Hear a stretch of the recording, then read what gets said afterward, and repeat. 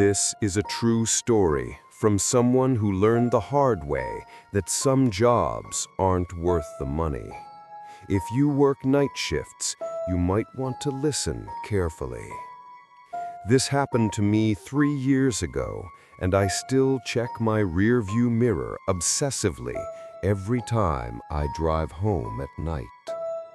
I was working the night shift at a 24-hour convenience store on the outskirts of town.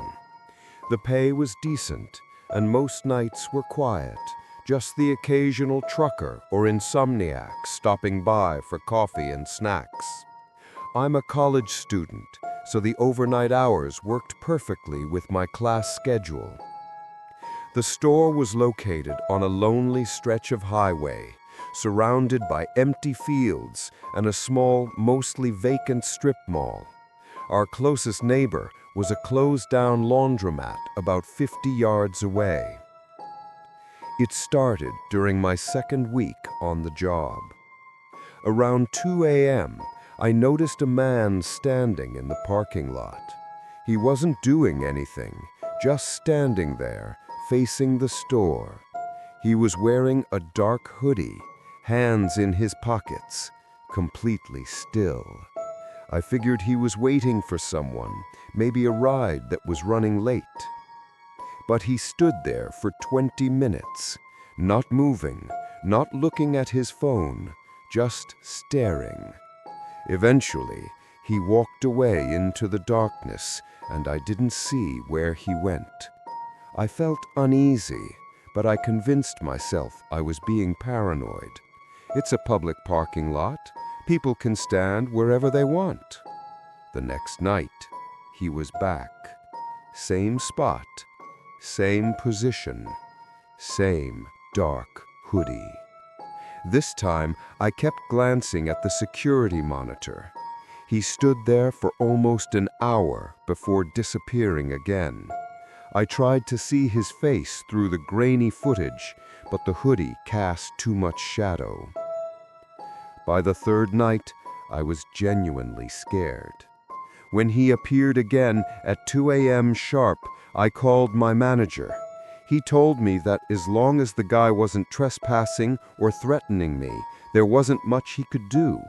He suggested I call the police if I felt unsafe. But what would I tell them? There's a man standing in a public parking lot? On the fourth night, he got closer. Instead of standing in the middle of the lot, he positioned himself right outside the window, close enough that I could hear his breathing when I stood near the glass. I stayed behind the counter, my hand on my phone, ready to dial 911. He stood there until 4 a.m., then left without a word. I started bringing pepper spray to work. I asked my manager if I could switch shifts, but he said they desperately needed someone for overnights. I needed the money, so I stayed. Then came the night that still gives me nightmares. It was a Tuesday, around 2:30 a.m. The man appeared, but this time he walked straight up to the door. My heart was pounding so hard I could hear it in my ears. The door chimed as he entered. He walked slowly down the aisles, not picking up anything, just running his fingers along the shelves. I gripped the pepper spray in my pocket and tried to keep my voice steady.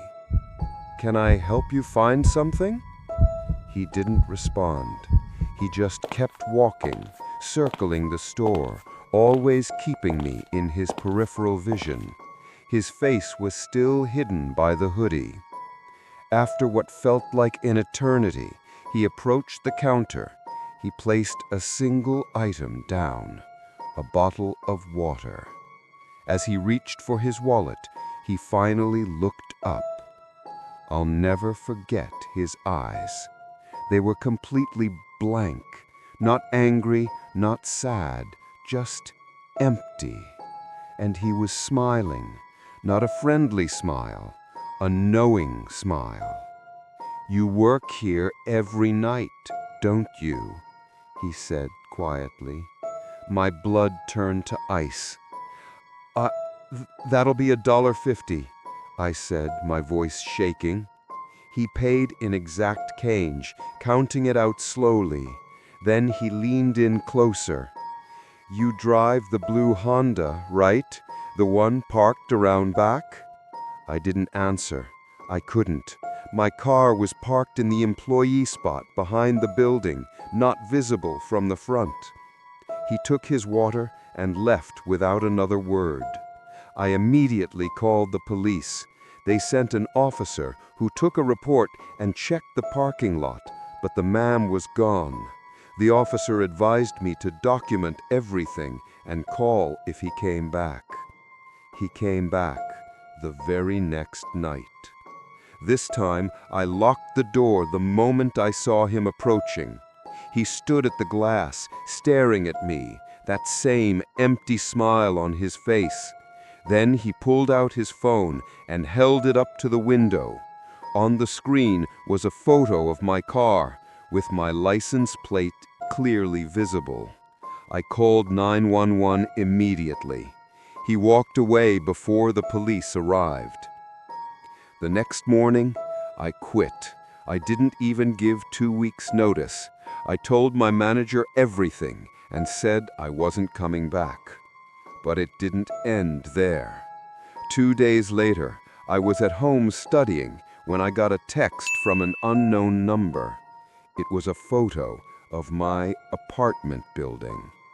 I filed a restraining order, but you need to know who someone is to file against them.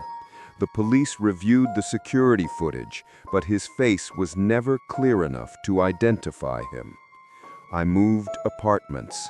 I changed my phone number. I deleted all my social media. I never saw him again after that. But sometimes, late at night, I still get that feeling, the feeling of being watched. And when I check my rearview mirror, just for a split second, I swear I see a figure in a dark hoodie standing in the distance. I don't work night shifts anymore, and I never will again. If you enjoyed this story, don't forget to like and subscribe for more terrifying tales. And remember, always check your rear view mirror. You never know who might be watching.